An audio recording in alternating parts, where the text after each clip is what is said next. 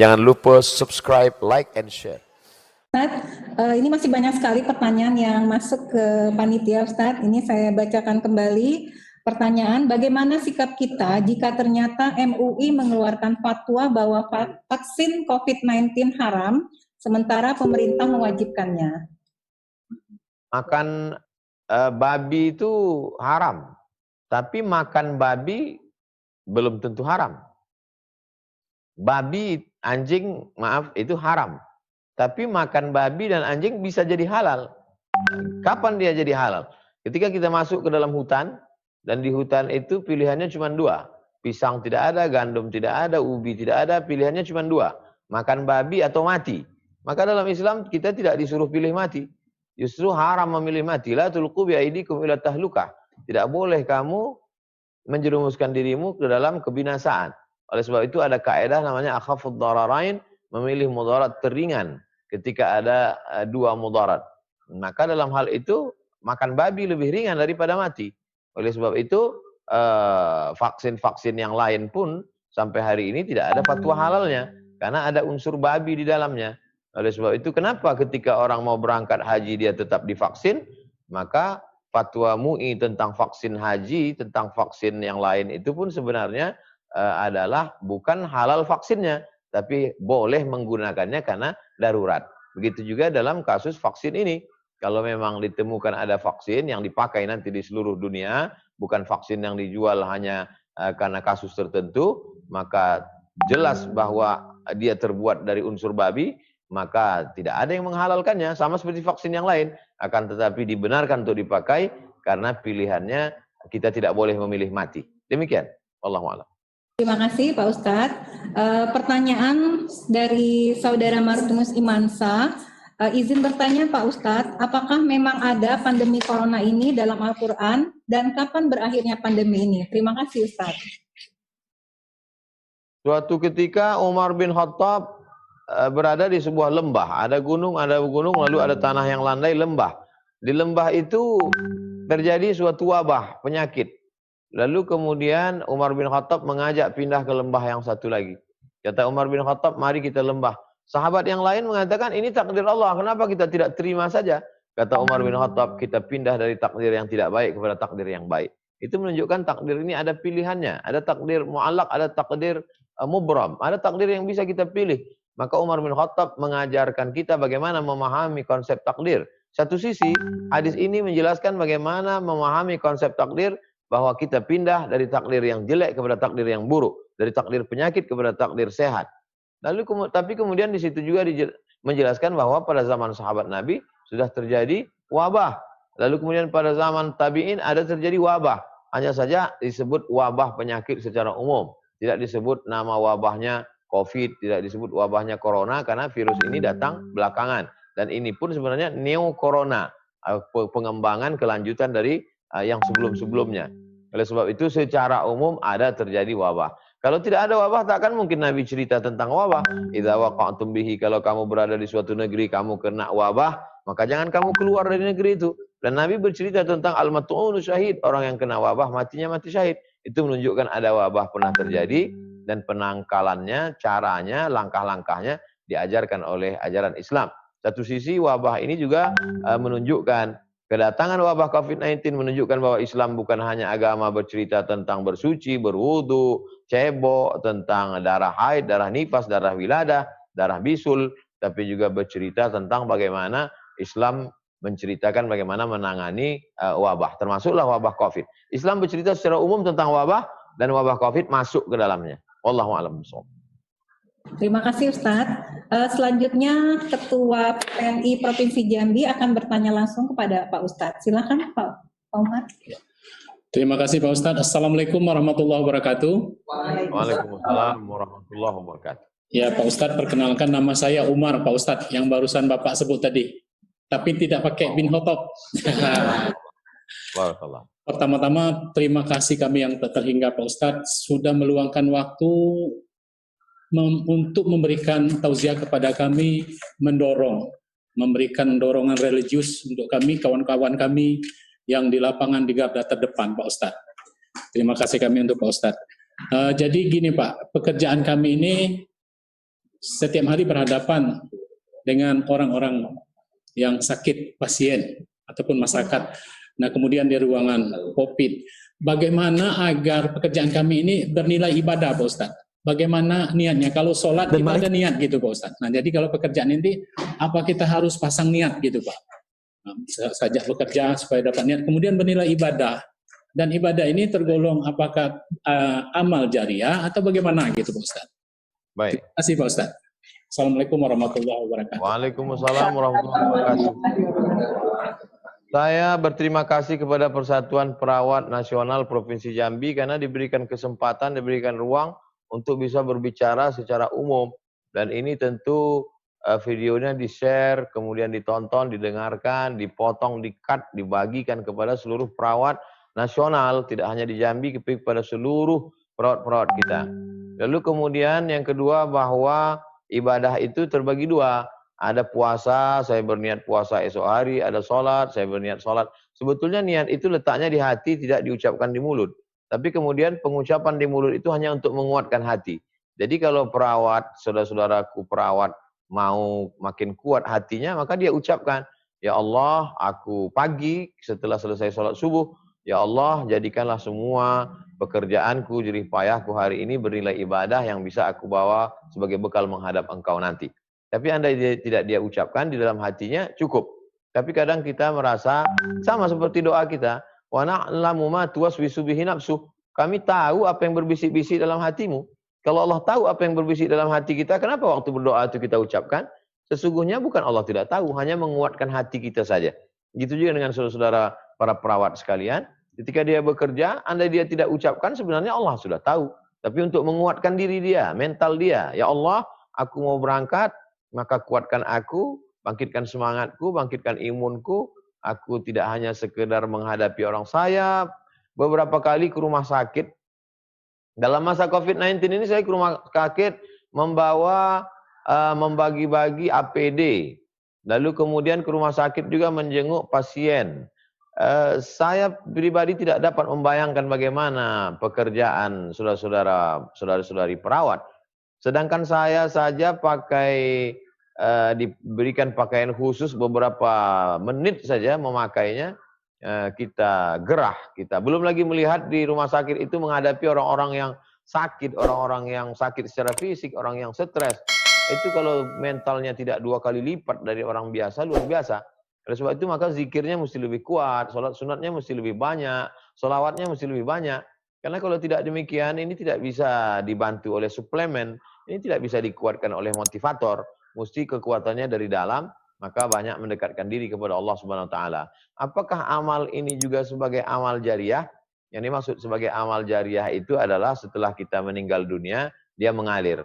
Jadi kalau ada perawat-perawat muda terinspirasi dengan bapak-bapak perawat senior, lalu mereka mengambil inspirasi menjadi ilmu dia. Kamu kenapa perawat bisa konsisten, tepat waktu, on time, semangat? Karena dulu saya terinspirasi dengan perawat-perawat senior yang dulu kami menghadapi COVID. Maka sesungguhnya itu menjadi amal jariah. Karena amal jariah itu 3. Yang pertama, shadaqatun jariah dalam bentuk materi, uang, tanah. Yang kedua, ilmun yuntafa'u bih, ilmu yang bermanfaat. Ilmu itu tidak hanya ilmu dalam seminar, tapi ilmu bagaimana menghadapi ini.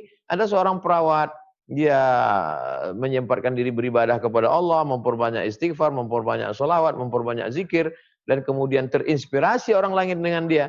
Maka sesungguhnya itu juga adalah ilmu. Karena dalam Islam ilmu tidak dibatasi oleh ruang kelas, ilmu tidak dibatasi oleh SKS, ilmu adalah alam terkembang menjadi guru.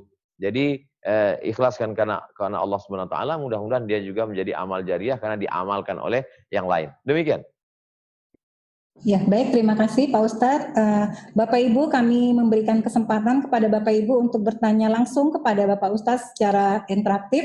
Dan yang pertama kami berikan kesempatan kepada Bapak Ketua Umum DPP PPNI, kepada Bapak Hari Fadilah, kami persilakan. Assalamualaikum warahmatullahi wabarakatuh. Waalaikumsalam. Alhamdulillah mendapat kesempatan. Singkat saja Ustadz, karena sudah malam saya ingin bertanya bahwa tentu tadi kita juga tersirat disampaikan Pak Ustadz walaupun kita dalam tengah-tengah bahaya yang mengancam, tapi kita juga harus husnudon. Ya. Bagaimana kiatnya bagi perawat-perawat kita ini tetap untuk bisa dalam keadaan husnudon itu, bagaimana kiatnya Ustadz? Terima kasih. Assalamualaikum warahmatullahi wabarakatuh. Waalaikumsalam warahmatullahi wabarakatuh. Kadang kita bangun pagi, hati kita susah, pikiran kita sempit, suntuk. Dan kita tak tahu apa yang disusahkan, apa yang disuntukkan. Itu menunjukkan bahwa pikiran dan hati bukan punya kita. Mobil punya kita, motor punya kita, rumah punya kita. Kita bisa susun, tapi hati bukan punya kita. Oleh sebab itu mintalah kepada yang punya hati, pemilik hati. Jadi kalau ada kesempatan di waktu malam, bangun, ambil wudhu, sholat sunat taubat 2 rakaat, sholat sunat wudhu 2 rakaat, sholat sunat taubat 2 rakaat, sholat sunat hajat 2 rakaat, sholat sunat tahajud 8 rakaat, 2 rakaat 1 salam, sholat sunat witir, habis itu baca yasin. Jangan pernah meninggalkan baca yasin setiap malam. Lalu setelah itu kemudian istighfar menjelang subuh. Ini amalan-amalan inilah yang menguatkan itu. Tidak ada lain yang menguatkan itu. Makanan tidak menguatkan, suplemen tidak menguatkan, motivator tidak menguatkan, psikolog tidak menguatkan, obat tidak menguatkan. Yang menguatkan hanyalah ibadah kepada Allah Subhanahu wa taala. Lillahi ma fis samawati wa ma fil ardh. Qalbul mu'min baina asabi'ir rahman. Hati orang beriman itu ada dalam genggaman Allah Subhanahu wa taala. Allah kuasa membuat dia susah, Allah kuasa membuat dia senang, Allah kuasa membuat dia lapang, Allah kuasa membuat dia sempit. Oleh sebab itu Allah berjanji dalam Al-Quran, "Falya'budu rabb hadzal bait." Banyak-banyak beribadah kepada Allah. Di sujud itulah aqrabu ma yakunul 'abdu min rabbih fa huwa sajid. Orang paling dekat kepada Allah ketika dia sedang bersujud. Di sujud itulah banyak mengadu kepada Allah. Ya Allah, aku ini perawat, tugasku banyak. Di rumahku ada ayah, ada ibuku, orang tua. Kalau aku pulang ke rumah, aku takut mereka terkontaminasi bakteri, virus. Kalau aku pulang ke rumah, anakku. Aku meninggalkan suamiku kalau dia perempuan. Suamiku di rumah, buat dia sabar, tenangkan hatinya. Di rumah sakit ini aku berhadapan dengan orang sakit, sakit fisik, sakit mental. Kuatkan aku.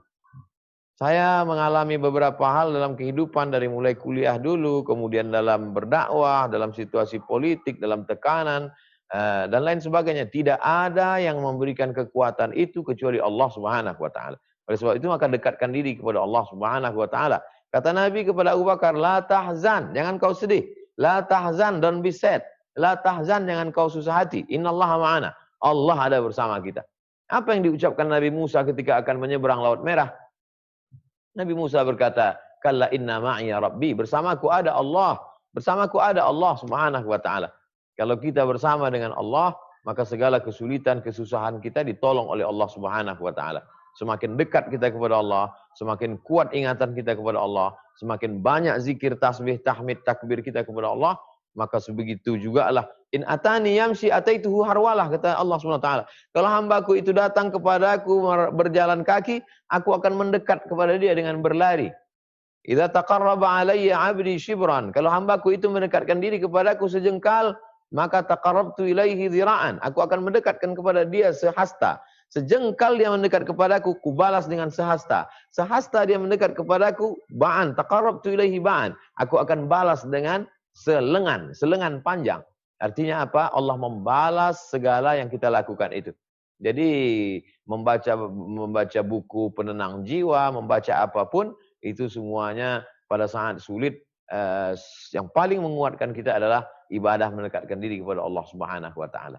Istighfarnya mesti lebih banyak, selawatnya mesti lebih banyak. Kalau kami yang di luar rumah sakit ini selawatnya 100, maka perawat-perawat mesti 200. Karena dia berhadapan langsung. Saya tiap malam membaca Yasin, tak pernah kosong, setiap malam. Jadi kalau saya yang di luar rumah sakit baca Yasin, maka kalau begitu bidan perawat-perawat mesti membaca siang malam. Ada waktu kosong dia buka handphone, ada Quran digital dia baca. Itu semua akan menguatkan dirinya. Allah akan tolong dia. Allah akan lapangkan dadanya. Allah akan mudahkan urusannya. Allah akan membuat pikiran dia terbuka. Siapa yang mau melakukan itu? Siapa yang bisa melakukan itu? Allah Subhanahu wa taala. Idza sa'alta fas'alillah. Kalau minta kepada Allah. Idza dhaqat 'alaika dunya faqul ya Allah. Kalau terasa dunia ini sempit katakan ya Allah, tolong aku. Wallahu a'lam bishawab. Baik, terima kasih Pak Ustadz. Pertanyaan Bapak Ketua Umum PPNI ini sebenarnya banyak sekali ditanyakan oleh sejawat perawat. karena Bapak sudah menanyakan hal yang seperti itu, jadi beberapa pertanyaan sudah bisa didapatkan jawabannya. Pak Ustadz, berhubung waktu juga sudah tidak terasa, sudah jam 9 malam, barangkali Pak Ustadz juga sudah harus istirahat, ya, menjaga kesehatannya. Jadi untuk tanya jawab kita cukupkan sampai di sini. Dan sebelum Ustadz menutup tausiah ini dengan doa, mohon kiranya Ustadz dapat memberikan kesimpulan tausiah pada malam hari ini. Silakan Ustadz. Saya simpulkan dalam 5 poin. Yang pertama, bahwa COVID-19 adalah bagian dari ujian kehidupan. Ada ujian sakit, ada ujian mati, ada ujian patah, ada ujian angin puting beliung, ada ujian tsunami. Maka COVID adalah bagian dari ujian. Kalau menghadapi ujian berarti kita disuruh dekat kepada Allah. Yang kedua, bahwa menjadi perawat ini adalah suatu kekhususan. Ada orang ahli dalam bidang multimedia, ada orang ahli dalam bidang tausiah. Tapi ini juga adalah bagian yang diberikan Allah SWT. Bahwa Anda menjadi perawat itu adalah dipilihkan oleh Allah, maka muliakanlah pilihan Allah itu dengan menjadikannya sebagai ibadah. Yang ketiga, bahwa tidak ada yang bisa menguatkan kita kecuali ibadah. Buku, motivator, suplemen tidak bisa menguatkan karena itu faktor ekstern. Yang bisa menguatkan hanya faktor intern dari dalam diri kita, jiwa kita. Bangunlah jiwanya, setelah itu barulah bangunlah badannya, spiritualnya. SOS, save our soul, soulnya mesti dikuatkan. Yang bisa menguatkan itu hanya ibadah kepada Allah Subhanahu wa Ta'ala. Lalu kemudian yang keempat, jangan pernah putus hubungan dengan manusia. Walaupun tidak bisa jarak dekat, jarak jauh dengan menggunakan online dan lain sebagainya, karena berkontak. Termasuklah apa yang kita lakukan malam ini, kita sedang menjalin hubungan, walaupun kita tidak bertemu, tapi hati kita dipertemukan Allah. Dan yang terakhir adalah doa silahul mu'min. Doa itu senjatanya orang beriman, maka pakailah senjata itu. Kita sedang berada di dalam hutan, banyak binatang buas, hutan rimba, maka kalau senjata ada dipegang, insya Allah bangkit keberanian, hilang ketakutan, tergantung lagi sekuat apa senjata itu, sekuat apa kedekatan kita kepada Allah Subhanahu wa Ta'ala. Demikian. Jangan lupa subscribe, like, and share.